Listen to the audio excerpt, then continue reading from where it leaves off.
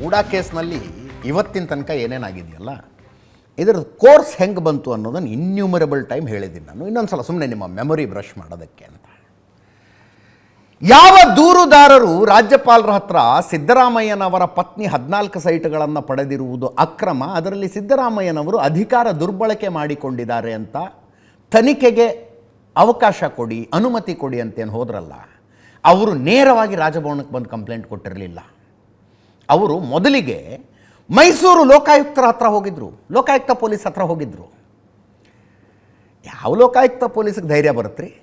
ಅದು ಮುಖ್ಯಮಂತ್ರಿಗಳ ತವರು ಜಿಲ್ಲೆಯಲ್ಲಿ ಲೋಕಾಯುಕ್ತ ಪೊಲೀಸರು. ಲೋಕಾಯುಕ್ತ ಪೊಲೀಸರು ಅಂದರೆ ಅವರೇನು ಮೇಲಿಂದ ಇಳಿದು ಬಂದಿರೋದಿಲ್ಲ, ಅಥವಾ ಲೋಕಾಯುಕ್ತಕ್ಕೆ ಅಂತ ಎಕ್ಸ್ಕ್ಲೂಸಿವ್ ಆಗಿ ಅವ್ರದ್ದು ರಿಕ್ರೂಟ್ಮೆಂಟ್ ಆಗಿರೋದಿಲ್ಲ. ನಾರ್ಮಲ್ ಪೊಲೀಸೇ ಲೋಕಾಯುಕ್ತಕ್ಕೆ ಟ್ರಾನ್ಸ್ಫರ್ ಆಗಿರ್ತಾರೆ. ನಾಳೆ ದಿವಸ ಮತ್ತೆ ಇದೇ ರಾಜಕಾರಣಿಗಳ ಹತ್ರ ಪೋಸ್ಟಿಂಗಿಗೆ, ಟ್ರಾನ್ಸ್ಫರ್ಗೆ ಏನೋ ಮನವಿ ಪತ್ರ ಹಿಡ್ಕೊಂಡು ಬಂದು ಕೈಕಾಲು ಕಟ್ಕೊಂಡು ನಿಂತ್ಕೋಬೇಕು. ಅವರು ಯಾರ ಕಂಪ್ಲೇಂಟ್ ತಗೊಂಡ್ಬಂದು ಸಿದ್ದರಾಮಯ್ಯನವ್ರ ಮೇಲೆ, ಅವ್ರ ಪತ್ನಿ ಮೇಲೆ FIR ಮಾಡಿ ಅಂದ್ರೆ ಮಾಡಿಬಿಡ್ತಾರ?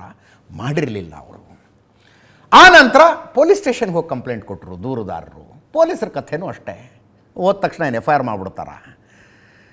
ಏನೂ ವಶೀಲಿ ಇಲ್ಲದೆ ಇರೋರು, ಏನೂ ಪ್ರಭಾವಿಗಳಲ್ಲದೇ ಇದ್ದವರೇ ಒಂದು FIR ಮಾಡೋ ಅಷ್ಟರಲ್ಲಿ 7-11 ಆಗುತ್ತೆ. ಭೂಮಿ ಆಕಾಶ ಒಂದಿರುತ್ತೆ. ಇನ್ನು ಸಿದ್ದರಾಮಯ್ಯನವ್ರ ಮೇಲೆ FIR ಮಾಡಿಬಿಡೋಕ್ಕಾಗತ್ತಾ? ಅಥವಾ FIR ಮಾಡಿದವ್ರು ಆಮೇಲೆ ನೀರು ನೀಡಿ ಇಲ್ಲದೆ ಇರೋ ಜಾಗಕ್ಕೆ ಹೋಗ್ಬಿಡ್ತಾರೆ. ಅವರು ಮಾಡಲಿಲ್ಲ. ಅಷ್ಟೆಲ್ಲ ಮಾಡಿದ ಮೇಲೆ ರಾಜ್ಯಪಾಲರ ಹತ್ರ ಬಂದರು, ಒಂದು ಕಂಪ್ಲೇಂಟ್ ಕೊಟ್ಟರು. ರಾಜ್ಯಪಾಲರು ಇದನ್ನು ತನಿಖೆಗೆ ಅನುಮತಿ ಕೊಡಬೇಕಾ ಕೊಡಬಾರ್ದಾ ಅನ್ನುವ ಅದರ ಬಗ್ಗೆ ವಿಚಾರಣೆ ನಡೆಸ್ತಾ ಇದ್ದಾಗಲೇ ಇವರು ಜನಪ್ರತಿನಿಧಿಗಳ ವಿಶೇಷ ನ್ಯಾಯಾಲಯಕ್ಕೆ ಹೋದರು. ಅಲ್ಲಿ ಸಂತೋಷ್ ಗಜಾನನ್ ಭಟ್ ನ್ಯಾಯಾಧೀಶರು ಅವರ ಎದುರಿಗೆ ಮನವಿ ಮಾಡಿಕೊಂಡ್ರು, ಪ್ರೈವೇಟ್ ಕಂಪ್ಲೇಂಟ್ ದಾಖಲಿಸ್ತಾ ಇದ್ದೀವಿ, FIR ದಾಖಲು ಮಾಡೋದಕ್ಕೆ FIR ದಾಖಲೆ ಮಾಡೋದಕ್ಕೆ ಅನುಮತಿ ಕೊಡಿ ಅಂತ. ನ್ಯಾಯಾಧೀಶರು ಪ್ರಕರಣದ ವಿಚಾರಣೆಯನ್ನು ಆರಂಭಿಸಿದ್ರು. ಒಂದು ಕಡೆ ಸ್ನೇಹಮಯಿ ಕೃಷ್ಣ ಅವರ ಅರ್ಜಿ ಇತ್ತು, ಇನ್ನೊಂದು ಕಡೆ TJ ಅಬ್ರಹಾಮರ ಅರ್ಜಿ ಇತ್ತು. ನ್ಯಾಯಾಲಯ ಕೇಳ್ತು, ಎರಡೂ ಅರ್ಜಿಗಳನ್ನು ಒಂದೇ ವಿಷಯಕ್ಕಿರೋದು, ಸಿದ್ದರಾಮಯ್ಯನವ್ರ ವಿರುದ್ಧನೇ ಇದೆ, ಅವರ ಪತ್ನಿ 14 ಸೈಟ್ಗಳನ್ನು ತಗೊಂಡಿರೋ ವಿಷಯದಲ್ಲಿದೆ. ಎರಡೂ ಅರ್ಜಿಗಳನ್ನು ಮರ್ಜ್ ಮಾಡಿ ವಿಚಾರಣೆ ನಡೆಸೋಣ ಅಂದರೆ TJ ಅಬ್ರಹಾಮ ಒಪ್ಪಲಿಲ್ಲ. ಇಲ್ಲ, ಅವ್ರ ಅರ್ಜಿ ಪ್ರತ್ಯೇಕವಾಗಿ ನಡೀಲಿ, ನನ್ನ ಅರ್ಜಿ ಪ್ರತ್ಯೇಕವಾಗಿ ನಡೀಲಿ ಅಂದರು. ಸರಿ ಆಯಿತು ಅಂತ ಸ್ನೇಹಮಯಿ ಕೃಷ್ಣ ಅವರು ಸಲ್ಲಿಸಿದ್ದ ಅರ್ಜಿಯ ವಿಚಾರಣೆಯನ್ನು ನ್ಯಾಯಾಲಯ ಆರಂಭಿಸ್ತು. ಇಲ್ಲಿ ವಿಚಾರಣೆ ಅಂದರೆ ಪ್ರೈಮಾ ಫೇಸೈ ಮಟೀರಿಯಲ್ ಪ್ರೂವ್ ಮಾಡಬೇಕಷ್ಟೇ, ಮಟೀರಿಯಲ್ ಪ್ರೂವ್ ಮಾಡಬೇಕು. ಇದರಲ್ಲಿ ಆರೋಪ ಸಾಬೀತುಪಡಿಸೋದಕ್ಕೆ ಬೇಕಾದಂಥ ಅಂಶಗಳು ಇದಾವ ಇಲ್ವಾ ಅಂತ ಪ್ರೂವ್ ಮಾಡಬೇಕು. ಇಲ್ಲಿ ಸಿದ್ದರಾಮಯ್ಯನವರಿಗೆ ಒಂದು ನೋಟಿಸ್ ಕೊಟ್ಟು ನಿಮ್ಮ ಮೇಲೆ ಹಿಂಗೊಂದು ಆರೋಪ ಬಂದಿದೆ, ನಿಮಗೇನು ಹೇಳೋಕ್ಕಿದೆ ಅಂತ ಕೇಳೋದಿರೋದಿಲ್ಲ. ದೂರುದಾರರ ಮಾತು ಕೇಳಿಸ್ಕೋಬೇಕಷ್ಟೇ. ದೂರುದಾರರ ಹತ್ರ ಏನು ಮಟೀರಿಯಲ್ ಇದೆ ಅಂತ ಕೇಳಿಸ್ಕೋಬೇಕು. ಸ್ನೇಹಮಯಿ ಕೃಷ್ಣ ಅವರು ಸೀನಿಯರ್ ಕೌನ್ಸಿಲ್ ಲಕ್ಷ್ಮೀ ಅಯ್ಯಂಗಾರ್ ಅವರನ್ನ ಎಂಗೇಜ್ ಮಾಡಿದರು. ಲಕ್ಷ್ಮೀ ಅಯ್ಯಂಗಾರ್ ವಾದ ಮಂಡನೆ ಮಾಡಿದ್ರು. ನೋಡಿ, ಇಷ್ಟೆಲ್ಲ ಡಾಕ್ಯುಮೆಂಟ್ ಇದ್ದಾವೆ ಇದರಲ್ಲಿ, ಸಿದ್ದರಾಮಯ್ಯನವರು ತಪ್ಪು ಮಾಡಿದ್ದಾರೆ ಅಂತ ಹೇಳೋದಕ್ಕೆ ಅಂತ ಎಲ್ಲ ಕೇಳಿಸಿಕೊಂಡು ಇನ್ನೇನು ಆದೇಶ ಕೊಡಬೇಕು ನ್ಯಾಯಾಲಯ, ಅದಕ್ಕಿಂತ ಸ್ವಲ್ಪ ಮುಂಚೆ ರಾಜ್ಯಪಾಲರು ತನಿಖೆಗೆ ಅನುಮತಿ ಕೊಟ್ಟುಬಿಟ್ರು. ರಾಜ್ಯಪಾಲರು ತನಿಖೆಗೆ ಅನುಮತಿ ಕೊಟ್ಟಿದ್ದನ್ನು ಪ್ರಶ್ನೆ ಮಾಡಿಕೊಂಡು ಸಿದ್ದರಾಮಯ್ಯನವರು ಹೈಕೋರ್ಟಿಗೆ ಬಂದರು. ರಾಜ್ಯಪಾಲರು ತನಿಖೆಗೆ ಅನುಮತಿ ಕೊಟ್ಟಿರೋದು ತಪ್ಪು, ಅದನ್ನು ವಾಪಸ್ ತಗೊಳ್ಳಕ್ಕೆ ಹೇಳಿ ಅಂತ. ಆ ಪ್ರಕರಣದ ವಿಚಾರಣೆಯನ್ನು ಕೈಗೆತ್ತಿಕೊಂಡಂಥ ಜಸ್ಟಿಸ್ ನಾಗಪ್ರಸನ್ನರ ಪೀಠ ಜನಪ್ರತಿನಿಧಿಗಳ ವಿಶೇಷ ನ್ಯಾಯಾಲಯಕ್ಕೆ ಸ್ನೇಹಮಯಿ ಕೃಷ್ಣ ಅವರ ಅರ್ಜಿಯ ವಿಚಾರಣೆ ಮುಗಿಸಿ ಇನ್ನೇನು ಜಡ್ಜ್ಮೆಂಟ್ ಕೊಡಬೇಕಿತ್ತಲ್ಲ, ಅವ್ರಿಗೆ ಹೇಳ್ತು ಸ್ವಲ್ಪ ತಡೀರಿ, ನಮ್ಮ ಕೈಯಲ್ಲಿ ಅದೇ ಪ್ರಕರಣಕ್ಕೆ ಸಂಬಂಧಿಸಿದ ಒಂದು ಅರ್ಜಿ ಇದೆ, ಈ ಅರ್ಜಿ ವಿಚಾರಣೆ ಮುಗಿದು ಇದು ಡಿಸ್ಪೋಸ್ ಆಗೋ ತನಕ ನೀವು ಜಡ್ಜ್ಮೆಂಟ್ ಕೊಡಬೇಡಿ ಅಂತ ಹೇಳ್ತು. ಆ ಪ್ರಕಾರ ಅದು ಅಲ್ಲಿಗೆ ಹೋಲ್ಡ್ ಆಗಿತ್ತು. ನಿನ್ನೆ 30 ತಾಸುಗಳ ವಿಚಾರಣೆ, ವಾದ ಪ್ರತಿವಾದಗಳನ್ನು ತುಂಬ ತಾಳ್ಮೆಯಿಂದ ಕೇಳಿಸಿಕೊಂಡ ಹೈಕೋರ್ಟ್ನ ಪೀಠ ನಿನ್ನೆ ಜಡ್ಜ್ಮೆಂಟ್ ಕೊಡ್ತು. ರಾಜ್ಯಪಾಲರು ತನಿಖೆಗೆ ಅನುಮತಿ ಕೊಟ್ಟಿದ್ದರಲ್ಲಿ ಏನೇನೂ ತಪ್ಪಿಲ್ಲ ಅಂತ. ಜಡ್ಜ್ಮೆಂಟಿನ ವಿವರಗಳನ್ನು ಹೇಳಿದ್ದೀನಿ, 197 ಪೇಜು. ಅದರಲ್ಲಿ ಆಪರೇಟಿವ್ ಪಾರ್ಟ್ ಕಡಿಮೆ ಇದೆ ಬಿಡಿ, ಆ ಮಾತು ಬೇರೆ.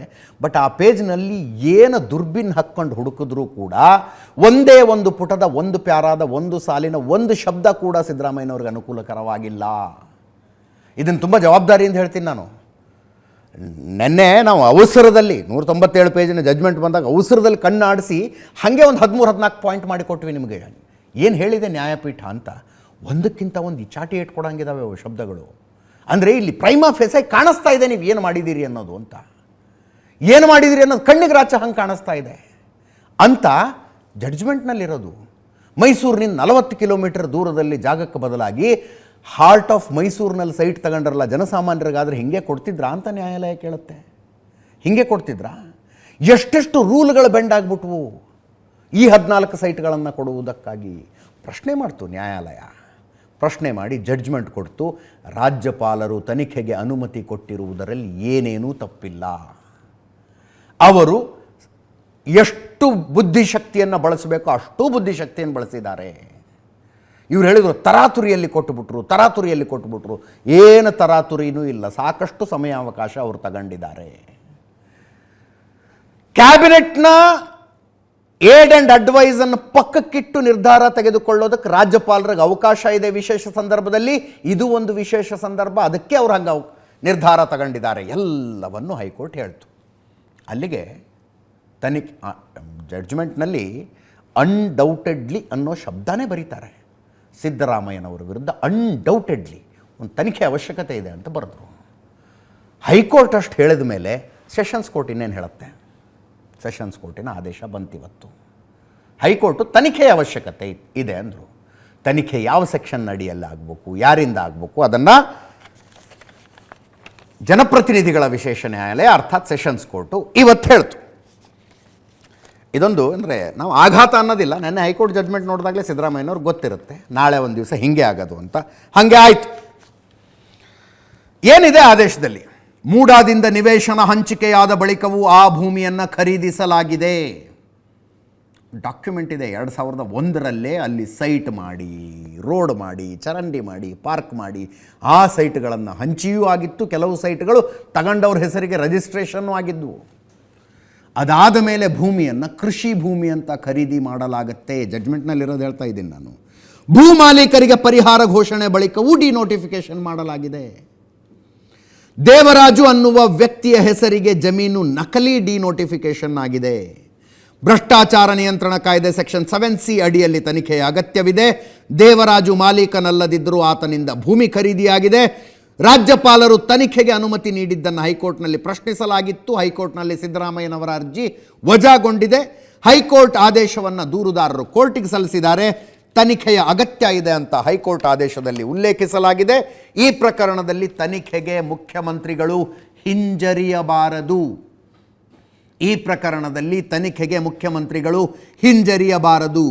BNS ಕಾನೂನು ಜಾರಿಗೂ ಮುನ್ನ ಆರೋಪಿತರ ಕೃತ್ಯಗಳು ನಡೆದಿವೆ.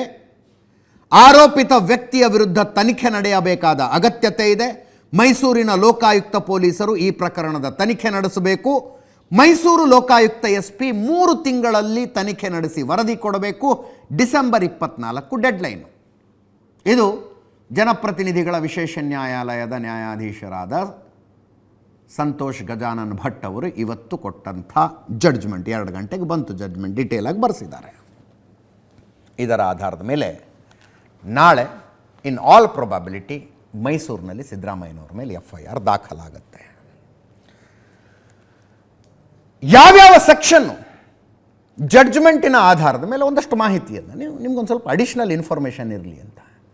ಯಾವ್ಯಾವ ಸೆಕ್ಷನ್ ಅಡಿಯಲ್ಲಿ ನಾವು IPC, PC, Indian penal code, prevention of corruption act ತುಂಬ ಸಲ ಚರ್ಚೆ ಮಾಡಿರ್ತೀವಿ. ಅದನ್ನು ಹೊರತುಪಡಿಸಿಯೂ 2 ಕಾಯ್ದೆಗಳ ಅಡಿಯಲ್ಲಿ ಪ್ರಕರಣ ದಾಖಲಿಸಬೇಕು ಅಂತ ಆದೇಶ ಆಗಿದೆ. ಡೀಟೇಲ್ಸ್ ಕೊಡ್ತೀವಿ ನಿಮ್ಗೆ ಯಾವ್ದ್ಯಾವುದು ಅಂತ. ಒಟ್ಟು 4 ಕಾನೂನುಗಳ ಅಡಿಯಲ್ಲಿ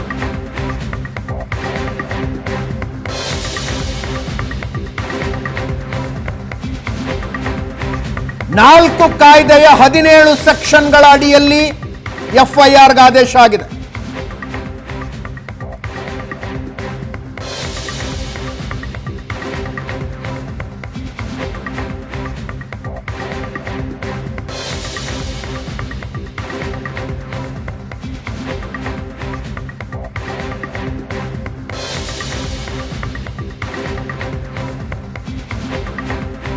ನಾಲ್ಕು ಕಾಯ್ದೆಗಳ 17 ಸೆಕ್ಷನ್ಗಳು.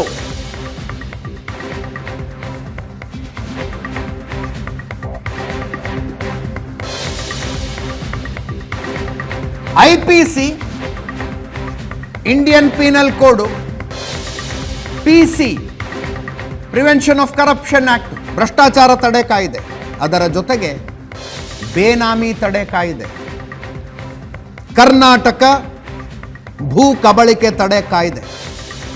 ಈ 4 ಕಾಯ್ದೆಯ ಒಟ್ಟು 17 ಸೆಕ್ಷನ್ಗಳ ಅಡಿಯಲ್ಲಿ FIR ತನಿಖೆಯಾಗಬೇಕು ಅಂತ ಕೋರ್ಟ್ ಹೇಳಿದೆ.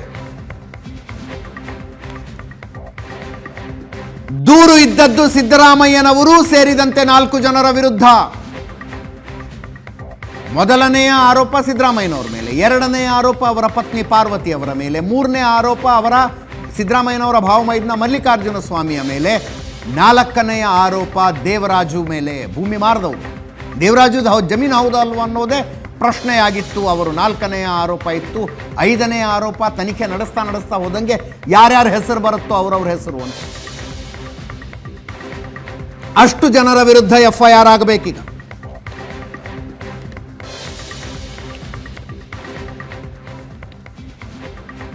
ನಿಮಗೆ ಸೆಕ್ಷನ್ಗಳನ್ನು ಮತ್ತು ಅವುಗಳ ಅರ್ಥಗಳನ್ನು ಕ್ವಿಕ್ಕಾಗಿ ಹೇಳ್ಬಿಡ್ತೀನಿ. ಏನೇನು ಆರೋಪ ಅಂತ. 120B ಕ್ರಿಮಿನಲ್ ಕಾನ್ಸ್ಪಿರಸಿ ಅಂತೀವಿ. ಪಿತೂರಿ. IPC ಸೆಕ್ಷನ್ 166 ಸಾರ್ವಜನಿಕ ಸೇವೆಯಲ್ಲಿರುವ ವ್ಯಕ್ತಿಯಿಂದ ಉದ್ದೇಶಪೂರ್ವಕವಾಗಿ ಕಾನೂನು ಉಲ್ಲಂಘನೆ. IPC 403 ಅಪ್ರಾಮಾಣಿಕವಾಗಿ ಆಸ್ತಿಯ ದುರುಪಯೋಗ. IPC 406 ಅಪರಾಧಿಕ ನಂಬಿಕೆಯ ಉಲ್ಲಂಘನೆ. ಇದನ್ನು ಕ್ರಿಮಿನಲ್ ಬ್ರೀಚ್ ಆಫ್ ಟ್ರಸ್ಟ್ ಅಂತಾರೆ. Criminal breach of trust. 420 criminal ವಂಚನೆ. 426 ಕಿಡಿಗೇಡಿತನ. IPC 465 ನಕಲಿ ದಾಖಲೆಗಳ ಸೃಷ್ಟಿ. IPC 468 ವಂಚನೆಯ ಉದ್ದೇಶದಿಂದ ನಕಲಿ ದಾಖಲೆಗಳನ್ನು ಸೃಷ್ಟಿ ಮಾಡೋದು. IPC 340 ಅಕ್ರಮ ಮಾಡುವ ಉದ್ದೇಶಕ್ಕೆ ಒತ್ತಡ ಹೇರುವುದು. IPC 351 ಭಯ ಸೃಷ್ಟಿಸಲು ಕ್ರಿಮಿನಲ್ ಬೆದರಿಕೆ ಹಾಕುವುದು. ಇದು IPC ಸೆಕ್ಷನ್ಗಳಾಯಿತು. ಪ್ರಿವೆನ್ಷನ್ ಆಫ್ ಕರಪ್ಷನ್ ಆಕ್ಟ್ ಭ್ರಷ್ಟಾಚಾರ ತಡೆ ಕಾಯ್ದೆಯ ಸೆಕ್ಷನ್ 9 ಲಾಭ ಪಡೆಯುವುದಕ್ಕಾಗಿ ವೈಯಕ್ತಿಕ ಪ್ರಭಾವ ಬೀರೋದು. ಸೆಕ್ಷನ್ 13 ಸರ್ಕಾರಿ ಆಸ್ತಿಯನ್ನು ಸ್ವಂತಕ್ಕೆ ದುರ್ಬಳಕೆ ಮಾಡಿಕೊಳ್ಳೋದು. ಬೇನಾಮಿ ತಡೆ ಕಾಯ್ದೆ ಇದೆ. ಸೆಕ್ಷನ್ 3 ಬೇನಾಮಿ ವ್ಯವಹಾರ. ಸೆಕ್ಷನ್ 53 ಬೇರೆಯವರ ಹೆಸರಿನಲ್ಲಿ ಅಕ್ರಮವಾಗಿ ಖರೀದಿ ಮಾಡೋದು. ಸೆಕ್ಷನ್ 54 ಸುಳ್ಳು ಮಾಹಿತಿ ನೀಡಿದ್ದಕ್ಕೆ ಶಿಕ್ಷೆಯ ಪ್ರಮಾಣ. ಇನ್ನು ಕರ್ನಾಟಕ ಭೂ ಕಬಳಿಕೆ ತಡೆ ಕಾಯ್ದೆ ಸೆಕ್ಷನ್ 3 ಕಾನೂನು ಬಾಹಿರವಾಗಿ ಭೂ ಕಬಳಿಕೆ. ಸೆಕ್ಷನ್ 4 ಸರ್ಕಾರಕ್ಕೆ ಸೇರಿದ ಭೂಮಿಯನ್ನು ಕಬಳಿಸುವುದು. ಇಷ್ಟು ಸೆಕ್ಷನ್ಗಳ ಅಡಿಯಲ್ಲಿ FIR ಆಗತ್ತೆ. ಜನಪ್ರತಿನಿಧಿಗಳ ವಿಶೇಷ ನ್ಯಾಯಾಲಯದ ತೀರ್ಪು ನೋಡಿ. ಸಿದ್ದರಾಮಯ್ಯನವರ ಮುಂದಿನ ಕಾನೂನು ಆಪ್ಷನ್ಗಳು ಕಡಿಮೆ ಆಗ್ತಾ ಹೋಗ್ತಾ ಇದ್ದಾವೆ. ಆರಂಭದಲ್ಲಿ ರಾಜ್ಯಪಾಲರು ತನಿಖೆಗೆ ಅನುಮತಿ ಕೊಡುವುದನ್ನೇ ನಿಲ್ಲಿಸುವ ಪ್ರಯತ್ನ ಆಯಿತು. Cabinet decision. ರಾಜ್ಯಪಾಲರೇ ಶೋಕಾಸ್ ನೋಟಿಸ್ ಕೊಟ್ಟಿದ್ದು ತಪ್ಪು, ವಾಪಸ್ ತಗೊಳ್ಳಿ ಇದನ್ನು. ಸಿದ್ದರಾಮಯ್ಯನವ್ರದ್ದು ಏನೂ ತಪ್ಪಿಲ್ಲ ಇದರಲ್ಲಿ ಅಂತ ಕ್ಯಾಬಿನೆಟ್ ನಿರ್ಣಯ ಮಾಡಿ ಕಳಿಸ್ತು. ಆಮೇಲೆ ಹೇಳಿದ್ರು ಅವ್ರಿಗೆ, ಕ್ಯಾಬಿನೆಟ್ ನಿರ್ಣಯ ಮಾಡಿ ಕಳಿಸಿದೆ, ಇದು ನಿಮಗೆ ಬೈಂಡಿಂಗು, ನೀವು ಉಲ್ಲಂಘನೆ ಮಾಡೋಂಗಿಲ್ಲ ಅಂತ. ಆದರೂ ರಾಜ್ಯಪಾಲರ ಅನುಮತಿ ಕೊಟ್ಟೇ ಬಿಟ್ರು. ಅದಾದ ನಂತರ PCR ದಾಖಲಾಗಿತ್ತಲ್ಲ ಜನಪ್ರತಿನಿಧಿಗಳ ವಿಶೇಷ ನ್ಯಾಯಾಲಯದಲ್ಲಿ, ಅದರ ಪ್ರೊಸೀಡಿಂಗ್ಸ್ ನಿಲ್ಲಿಸಬೇಕಾಗಿತ್ತು. ನಾನು ಹೇಳಿದ್ದು ಇದೇನೋ ತಪ್ಪಾಗ್ಬಿಟ್ಟಿದೆ ಅಂತಲ್ಲ. ಒಬ್ಬ ವ್ಯಕ್ತಿ ತನ್ನ ಎದುರಿಗಿರುವ ಕಾನೂನಿನ ಎಲ್ಲ ಅವಕಾಶಗಳನ್ನು ಬಳಸಿಕೊಳ್ಳುವುದು ಆತನ ಹಕ್ಕು. ಅದನ್ನು ಸಿದ್ದರಾಮಯ್ಯನವರು ಬಳಸ್ಕೊಂಡ್ರು. ರಾಜ್ಯಪಾಲರು ಅನುಮತಿ ಕೊಟ್ಟಿರುವುದನ್ನು ಪ್ರಶ್ನಿಸಿಕೊಂಡು ಹೈಕೋರ್ಟಿಗೆ ಹೋಗಿದ್ದು. ಅಭಿಷೇಕ್ ಮನು ಸಿಂಘ್ವಿ ಬಂದು ವಾದ ಮಾಡಿದ್ರಿ. One of AS senior advocates in India. ಅವರು ಬಂದು ವಾದ ಮಂಡನೆ ಮಾಡಿದ್ರು. ಹೈಕೋರ್ಟ್ ಕನ್ವಿನ್ಸ್ ಆಗಲಿಲ್ಲ. ಕೆಲವರು 197 ಪುಟಗಳ ಆದೇಶದ ಪ್ರತಿಯನ್ನು ನೋಡಿ ಕೇಳ್ತಾ ಇದ್ದಾರೆ, ಇದೇನು ಜಡ್ಜ್ಮೆಂಟಾ ಚಾರ್ಜ್ ಶೀಟಾ ಅಂತ. ಅಷ್ಟು ಸ್ಟ್ರಾಂಗ್ ಆಗಿದ್ದಾವೆ ಸೆಂಟೆನ್ಸು, ವಾಕ್ಯಗಳಷ್ಟು ಸ್ಟ್ರಾಂಗ್ ಆಗಿದ್ದಾವೆ. ಈಗ ಆ ಜಡ್ಜ್ಮೆಂಟ್ ಬರುವುದರ ಮೂಲಕ ಜನಪ್ರತಿನಿಧಿಗಳ ವಿಶೇಷ ನ್ಯಾಯಾಲಯಕ್ಕೆ ಅದರ ಎದುರಿಗಿದ್ದಂಥ ದಾರಿ ಓಪನ್ ಆಯಿತು ಜಡ್ಜ್ಮೆಂಟ್ ಕೊಡೋದಕ್ಕೆ. ಅವರು ಜಡ್ಜ್ಮೆಂಟ್ ಕೊಟ್ಟರು ಇವತ್ತು. ಈಗ FIR ದಾಖಲಾಗತ್ತೆ. ಮುಂದಿನ ದಾರಿ ಏನು? ಹೈಕೋರ್ಟಿನ ವಿಭಾಗೀಯ ಪೀಠಕ್ಕೆ ಹೋಗಬೇಕು. ಏಕಸದಸ್ಯ ಪೀಠ ಅರ್ಥಾತ್ ನಾಗಪ್ರಸನ್ನರ ಪೀಠ ಕೊಟ್ಟಿರುವ ತೀರ್ಪು ಸರಿಯಲ್ಲ, ನಮಗಿಂತಿಂಥ ಅಬ್ಜೆಕ್ಷನ್ಗಳಿದ್ದಾವೆ ಅಂತ ವಿಭಾಗೀಯ ಪೀಠಕ್ಕೆ ಹೋಗಬೇಕು. ಅಲ್ಲಿ ಮೊದಲಿಗೆ ಕೇಳಬೇಕಾಗಿರೋದು FIRಗೆ ಸ್ಟೇ ಕೊಡಿ ಅಂತ. ಈಗ ನಾಳೆನೇ FIR ಆಗಿಬಿಡ್ತು ಅಂತಂದರೆ FIRನ ಆಧಾರದ ಮೇಲೆ ನಡೀತಾ ಇರುವ ತನಿಖೆಗೆ ಸ್ಟೇ ಕೊಡಿ ಅಂತ ಕೇಳುವುದು ಸಿದ್ದರಾಮಯ್ಯನವರ ಮುಂದಿರುವ ಲೀಗಲ್ ಆಪ್ಷನ್ನು. ತನಿಖೆಗೆ ಸ್ಟೇ ಕೊಡಿ. ಅಂತಿಮ ಆದೇಶ ಬರೋ ತನಕ ತನಿಖೆ ಮುಂದುವರಿಸಬೇಡಿ ಅಂತ ಲೋಕಾಯುಕ್ತ ಪೊಲೀಸರಿಗೆ ಹೇಳಿ ಅಂತ. ಅದನ್ನು ಏಕಾಏಕಿ ಹೋದ ತಕ್ಷಣವೇ ವಿಭಾಗೀಯ ಪೀಠ ಕೊಟ್ಟು ಬಿಡೋದಿಲ್ಲ. ಯಾಕಂದರೆ ದೂರುದಾರರಿಗಾಗಲೇ ಕೇವಿಯೇಟ್ ಹಾಕೊಂಡಿದ್ದಾರಲ್ಲಿ, ನಮ್ಮನ್ನು ಕೇಳದೆ ಏನೂ ಮಾಡಬೇಡಿ ನೀವು ಅಂತ. ಆಗ ದೂರುದಾರರಿಗೆ ನೋಟಿಸ್ ಕೊಡಬೇಕು, ದೂರುದಾರರ ಪರ ವಕೀಲರು ಬಂದು ಅಬ್ಜೆಕ್ಷನ್ ಫೈಲ್ ಮಾಡಬೇಕು, ಅದರ ಮೇಲೆ ವಾದ ಪ್ರತಿವಾದಗಳಾಗಬೇಕು. ಅದಾದ ನಂತರವೇ ಸಿದ್ದರಾಮಯ್ಯನವರಿಗೆ ಫೇವರೇಬಲ್ಲೋ ನಾಟ್ ಸೋ ಫೇವರೇಬಲ್ಲೋ ಇಂಟ್ರಿಮ್ ಆರ್ಡರ್ ಅಂತ ಬಂದರೆ ಪ್ರತಿವಾದಿಗಳ ಆಕ್ಷೇಪಣೆಯನ್ನು ಕೇಳಿಸಿಕೊಂಡ ನಂತರವೇ ಬರಬೇಕು. ಇನ್ ಕೇಸ್ ಅಲ್ಲೂ ಸಿದ್ದರಾಮಯ್ಯನವರಿಗೆ ಸಮಾಧಾನಕರ ತೀರ್ಪು ಬರದೇ ಹೋದರೆ ನೆಕ್ಸ್ಟ್ ಇರೋದು ಸುಪ್ರೀಂ ಕೋರ್ಟು. ಮುಂದುವರ್ಕೊಂಡು ಹೋಗುತ್ತೆ ಇದು. ಎಷ್ಟು ಲೀಗಲ್ ಆಪ್ಷನ್ಗಳನ್ನು ಎಕ್ಸ್ಪ್ಲೋರ್ ಮಾಡಬೇಕಾಗತ್ತೆ. ಆದರೆ ಬರ್ತಾ ಅವ್ರಿಗೆ ಎದುರಿಗಿರುವ ಕಾನೂನಿನ ಅವಕಾಶಗಳು ಒಂದೊಂದೇ ಕ್ಲೋಸ್ ಆಗ್ತಾ ಇರೋ ಹಂಗೆ ಅನ್ನಿಸ್ತಾ ಇದೆ. ಇನ್ನೆವಿಟಬಲ್, ಇದನ್ನು ಹೇಳಲೇಬೇಕು. ಅದಕ್ಕೆ ಒಂದೊಂದು ಸಲ ಇದೆಲ್ಲವನ್ನು ನೋಡಿದಾಗ ಬೇಜಾರಾಗುತ್ತೆ. ಇಷ್ಟು ವರ್ಷ ಹೆಂಗೆ ಅಂದರೆ ಆನೆ ನಡೆದಿದ್ದೇ ದಾರಿ ಅನ್ನುವಂತೆ ರಾಜಕಾರಣ ಮಾಡಿಕೊಂಡು ಬಂದವರು ಸಿದ್ದರಾಮಯ್ಯ. ಈಗ ಸೈದ್ಧಾಂತಿಕ ವಿಷಯದಲ್ಲಿ ಸಿದ್ದರಾಮಯ್ಯನವ್ರ ನಿಲುವುಗಳ ಬಗ್ಗೆ ಟೀಕೆಗಳಿರ್ಬೋದು, ಅದೆಲ್ಲ ಬೇರೆ, ನಾವು ಮಾತಾಡಿದ್ದೀವಿ ಅನೇಕ ಸಂದರ್ಭದಲ್ಲಿ. ಆದರೆ 40 ವರ್ಷ ಆರೋಪಗಳೇ ಇರಲಿಲ್ಲ ಅಂತ ಹೇಳೋದಿಲ್ಲ ನಾನು. ಈಗ ಬಿ ಜೆ ಪಿಯವರು ಅಂತಾರೆ, ಮೊದಲನೇ ಟರ್ಮ್ನಲ್ಲಿ ಲೋಕಾಯುಕ್ತಕ್ಕಿದ್ದಂಥ ಇನ್ವೆಸ್ಟಿಗೇಷನ್ ಪವರನ್ನು ಸಿದ್ದರಾಮಯ್ಯನವ್ರು ಕಿತ್ಕೊಳ್ಳದೆ ಹೋಗಿದ್ರೆ ಇನ್ನೂ ಏನೇನು ಆಗ್ತಿತ್ತೋ ಏನೋ. ಅದು ಕಿತ್ಕೊಂಡು ಹಲ್ಲಿಲ್ಲದ ಹಾವಿನಂತ ACB ಮಾಡಿದ್ದಕ್ಕಾಗಿ ಆರೋಪಗಳು ಬರಲಿಲ್ಲ ಅವೆಲ್ಲ ಪೊಲಿಟಿಕಲ್ ಡಿಸ್ಕಷನ್ಸು. ಆದರೆ ಗಂಭೀರವಾಗಿ ಲೀಗಲ್ ಕಾನ್ಸಿಕ್ವೆನ್ಸಸ್ ಇರುವಂಥ ಆರೋಪಗಳು ಇವ್ರ ಮೇಲೆ ಬರಲಿಲ್ಲ. ಆ ಆರೋಪಗಳ ಪಿಕಪ್ ಆಗಲಿಲ್ಲ. ಇದು ನೋಡಿ ಕುತ್ತಿಗೆಗೆ ಬಂದು ನಿಂತು. ಕೆಲವೊಂದು ಕಡೆ ಅಂತಾರೆ ಅದೇನೋ ನೊಣತಿನ ಜಾತಿ ಕೆಡಿಸ್ಕೊಂಡ್ರು ಅಂತ. 14 ಸೈಟು. ದೂರುದಾರರು ಹೇಳೋ ಪ್ರಕಾರ 56 ಕೋಟಿ ರೂಪಾಯಿ ವ್ಯಾಲ್ಯೂ. ಸಿದ್ದರಾಮಯ್ಯನವರ ಕ್ಯಾಲ್ಕುಲೇಷನ್ 62 ಕೋಟಿ ರೂಪಾಯಿದ್ದು. 62 ಕೋಟಿ ಎರಡನೆಯ ಟರ್ಮಿಗೆ ಮುಖ್ಯಮಂತ್ರಿ ಆದವರಿಗೆ it is not a big deal. ಮನಸ್ಸು ಮಾಡಿದ್ರೆ ನಾನು ಹೇಳೋದೇನು ಅಂದರೆ,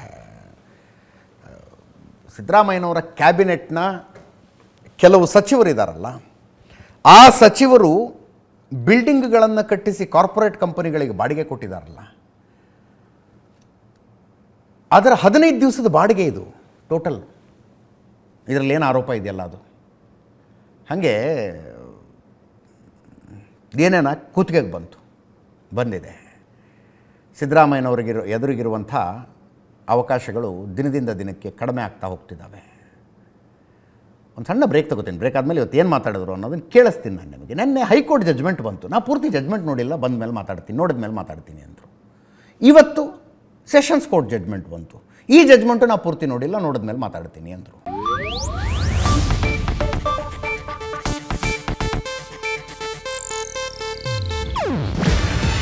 ಇದು ಏಷ್ಯಾನೆಟ್ ನ್ಯೂಸ್ ನೆಟ್ವರ್ಕ್ ಪ್ರಸ್ತುತಿ.